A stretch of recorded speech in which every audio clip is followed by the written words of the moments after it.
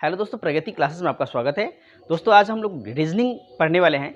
ये पहला क्वेश्चन लिखा हुआ है, निम्नांकित में प्रत्येक प्रश्न में प्रश्नवाचक चिन्ह के स्थान पे कौन सी संख्या आएगा, ये आपसे पूछा गया। यहाँ जो प्रश्नवाचक चिन्ह है, यहाँ पे कौन सी संख्या आएगा ये आपको पता करना है। देखिए यहाँ पे 7 है, 16 है, 34 है और यहाँ पे प्रश्नवाचक चिन्ह है, फिर 142 आ गया है, 246 आ गया है। तो किस तरह से इसको सॉल्व करोगे ताकि आपको यहाँ पे प्रश्नवाचक चिन्ह आपको पता चलेगा कि वहाँ पे कौन सी संख्या आएगा। तो यहाँ पे लिख रहे हैं 7 गुने 2 करोगे तो 7 दूना 14 और 14 में 2 जोड़ दीजिएगा तो कितना आ रहा है 16। इसका मतलब ये सही है। अगला संख्या चेक करेंगे कि ये रिलेशन आपका बन रहा है तो 16 में 2 से गुना करेंगे तो 16 दूना कितना होता है 32। 32 में 2 जोड़ रहे हैं तो कितना हो रहा है 34। ठीक है, अब ये 34 में 2 से गुना करेंगे।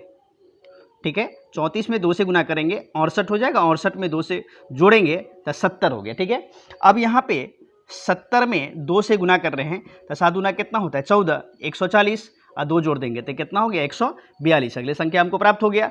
फिर अगला संख्या में गुना करेंगे कि 142 में 2 से गुना करेंगे तो कितना हो जाएगा 284 और प्लस 2 जोड़ देंगे तो कितना हो जाएगा 286, है ना। तो ये आपको प्राप्त करना था कौन सी संख्या, ये आपको प्राप्त करना था कि प्रश्नवाचक चिन्ह पे कौन सा संख्या आएगा, ये 70 आएगा। ठीक है, और टोटल संख्या को आप ऐड करेंगे, है ना। ये टोटल संख्या 16, 34, 70, 142 और 246 को ऐड करोगे तो ये आपको ये प्राप्त हो जाएगा कितना 555।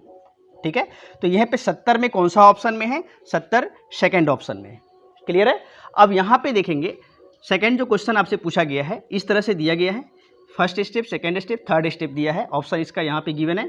ठीक है, टोटल को हल करके देखेंगे कि यहाँ पे प्रश्नवाचक चिन्ह पे कौन सा संख्या आएगा। ठीक है, यहाँ पे देखिए पहला को देखेंगे फर्स्ट स्टेप, तो यहाँ 50 है और 31 है। ठीक है, दोनों को जोड़ते हैं तो कितना हो गया 81।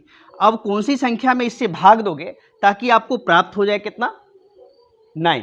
ठीक है, तो 9 में यानी 81 में आप 9 से डिवाइड करते हो तो 9 नमा कितना होता है 81, यानी डिनोमिनेटर की जगह आप क्या रखते हैं 9 रखते हैं। तो यहाँ पे इसको कितना भागफल आ रहा है आपके पास 9 आ रहा है।